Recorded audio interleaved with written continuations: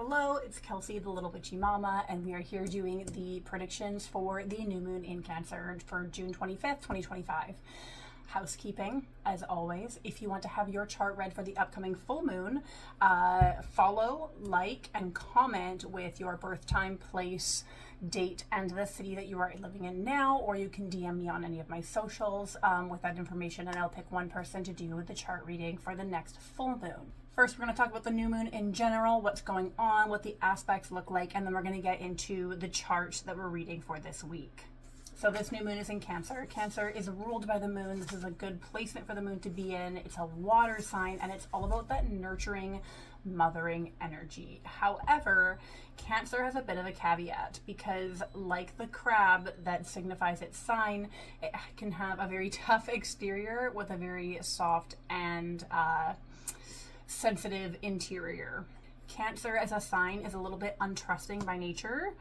Its nurturing energy is really good at making others feel understood, but it often does not feel understood itself. A new moon in Cancer, with the intention of new moons being about growth, manifestation, development, and those types of things, this is kind of a signifier with it being in Cancer as a time to turn inwards, to look a little bit at that emotional sphere, and kind of bring a little bit more of that to light. It's a good time to explore the realm of our emotions. Like, what are our childhood wounds? What things are we carrying with us that are preventing us from being able to fully express ourselves emotionally and intimately emotionally? It's a good time to look at what kind of unmet needs are preventing us from living in our best life or impacting the way that we react to situations and people in the now.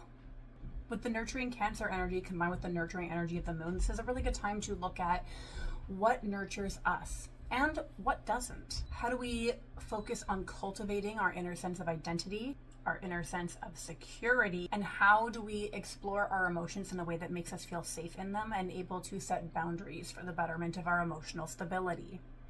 When it comes to emotion, sitting with your feelings, sitting with your emotions, understanding where they come from, how they are stemming from experiences in your life, how they might affect and impact the way that you move with intention in your life now, and learning to trust and examine those feelings but act appropriately on them is honestly one of the biggest first steps as well into learning how to trust your intuition. So if you're really into astrology, you're trying to learn astrology, if you're into witchcraft and you're trying to practice your spirituality, getting really in touch with your emotions and understanding them and learning to live in them and trust them, that's how you begin to also learn to trust your intuition, because your intuition will stem from your emotions when you are balanced and secure. You can experience all of the range of emotions and do so in a grounded way. You can be angry, you can be sad, you can be depressed, you can be grieving, but you can still feel those things and still be grounded in the moment and be able to understand and process them and use that to activate your intuitive senses in your craft. A couple things about this new moon. So this new moon is conjunct Jupiter, and Jupiter, planet of expansion, right? It amplifies everything that it touches. And it also lends optimism and luck and abundance. So in terms of exploring our emotional sphere and our deep emotional self, Jupiter says, think big. What does emotional fulfillment look like? Not just processing emotion, but what does it look like to be emotionally fulfilled? What are you wanting to manifest in this time in order to have emotional fulfillment? How can we stop settling for the bare minimum? Prosperity is not just money. This is speaking to emotional prosperity, feeling the wealth of the emotional prosperity in all regards, and that being a beautiful thing. This full moon is also conjunct Mars in Virgo, and this is a little bit of good and bad because Mars is in retrograde. Mars is our planet of our drive in this situation, our force. It lends focus to the things that we are aiming to get done. With Mars being retrograde, it feels like the emotions that are being dragged forward and the emotions that are needing to be processed could bring with them a lot of grief, sadness, pain relating to how we receive these wounds in our lifetime, where these emotions stem from and the experiences that have shaped us. So it's important to focus and highlight on this nurturing Cancer energy, to offer that nurturing support in exploring these deeper feelings, in exploring this fear, shame, sadness, anger, regret that may come up with the feelings that we are trying to process.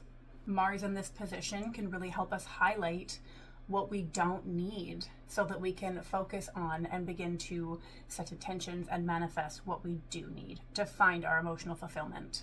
Some of the more challenging aspects of this transit is that it's also square Neptune and Saturn, which are both in Aries. So Aries is coming in with this like charging headfirst into situations energy with this challenging square between the moon and these two planets.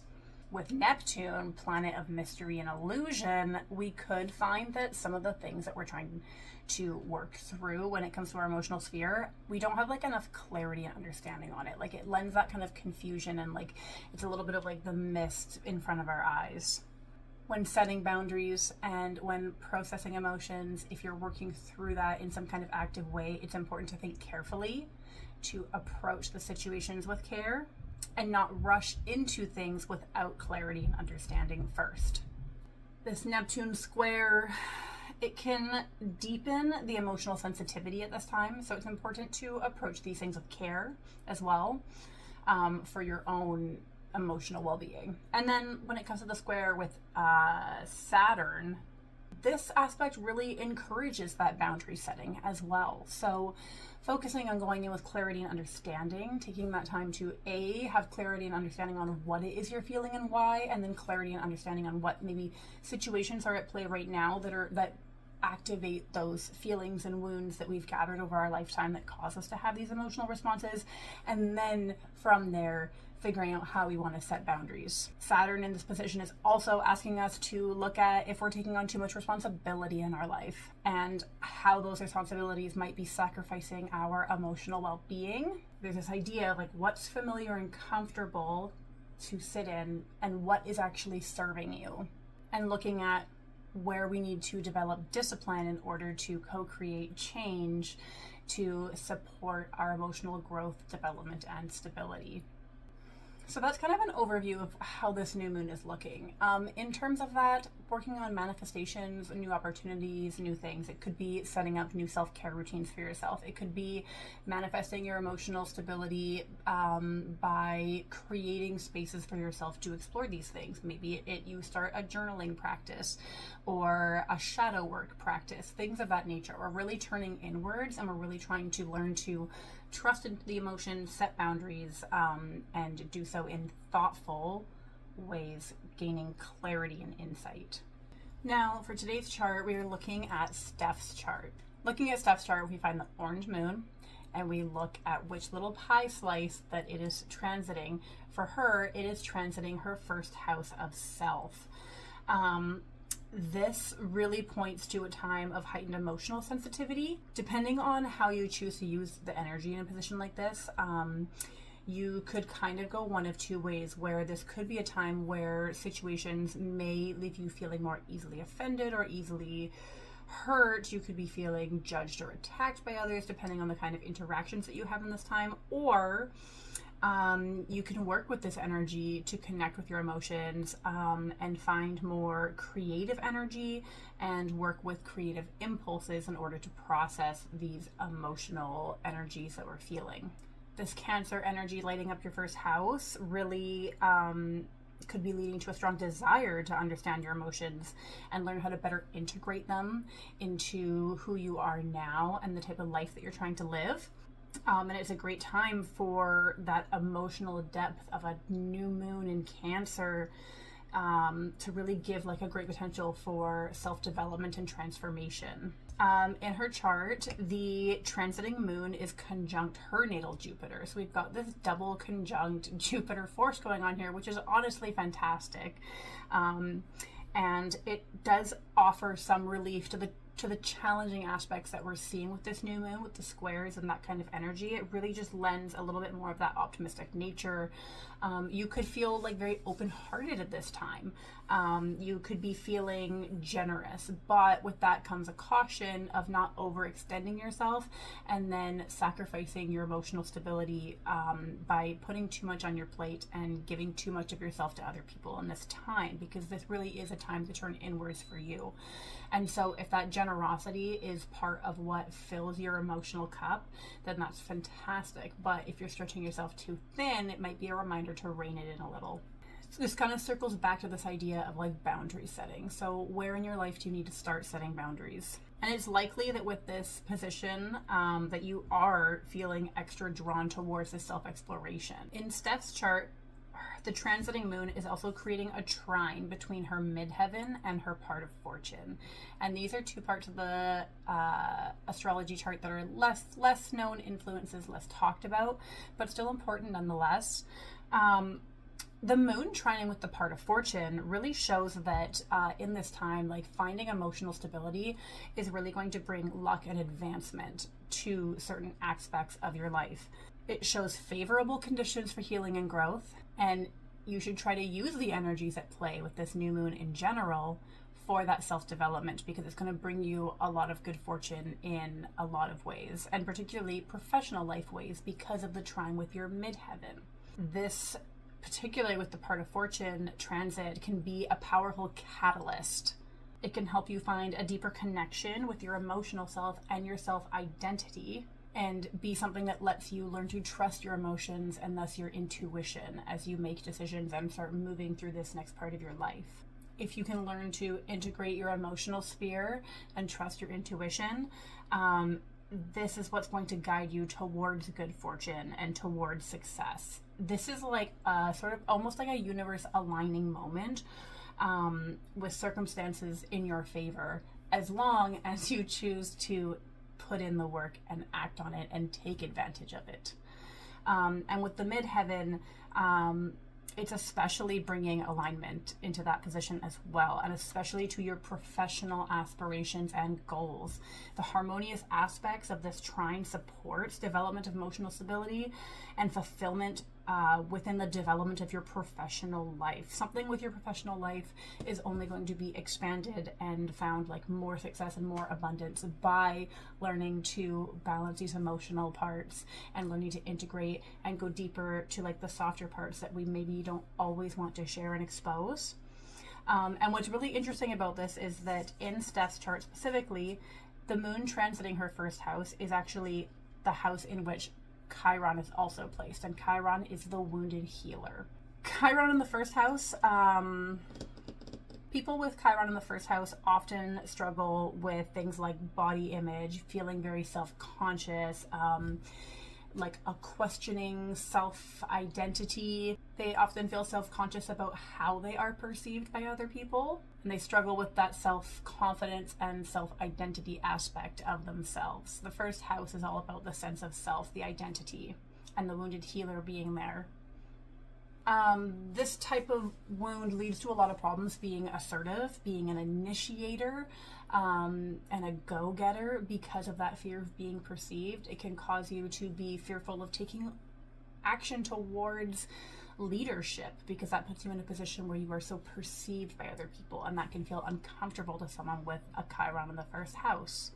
As a child, you were likely very shy. As a child, you likely received very little like positive encouragement. You likely had some kind of authority or parental figure who was very strict.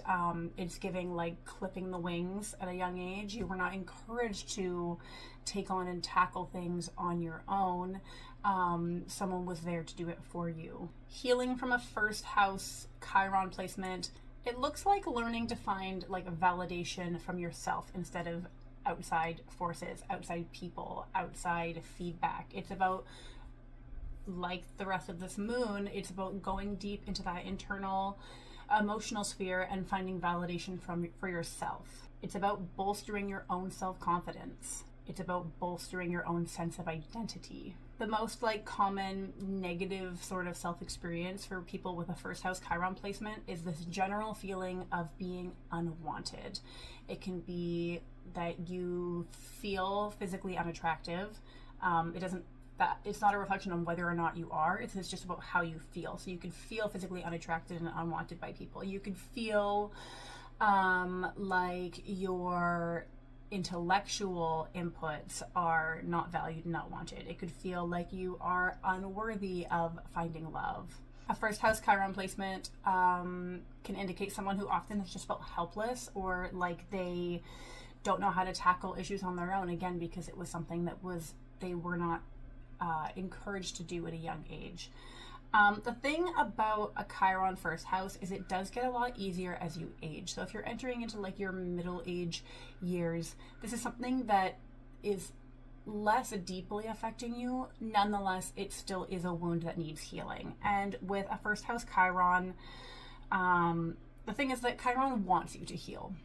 It is the planet of our wounds, but it is the wounded healer. It's showing you where it wants you to grow and wants you to develop. And so in this case, you know, growing up, feeling lonely, feeling isolated, like as an adult, you crave validation, but like you fear that sense of being perceived. So you kind of run from validation at the same time. And so this placement really, it's just about finding unconditional self-acceptance, which is definitely easier said than done. But especially with these themes of this new moon and this like emotional exploration, finding emotional fulfillment and stability, working with setting boundaries, all of these things really also play into this idea of healing from your first house Chiron. So I think that specifically for Steph at this time, manifestations and stuff should look like things that help you to feel more authentic, to step into your own power, to accept yourself for the way that you are and find like some unconditional love and like manifesting that for yourself, because it's not something that happens immediately for anybody in any lifetime. It's something that we have to work at, but starting with manifestations that help you to find that, whether it's affirmations that you say, whether you believe them or not, and you say them, start saying them every day in order to manifest that sense of self-identity. Again, could be starting a journaling thing. It could just be like sharing your feelings and emotions with someone close to you, and starting to develop that openness and like that seeking for help instead of trying to tackle it on your own. Or maybe you want to find more independence and learn to tackle this problem on your own. So yeah, I hope that was helpful for you, Steph. And again, if anybody would like to have their full moon reading done when we do our exploration of the full moon coming up, just remember to like, follow, comment, or DM me with your birth time, place, date, and where you are living now. That's all I have today, so bye for now.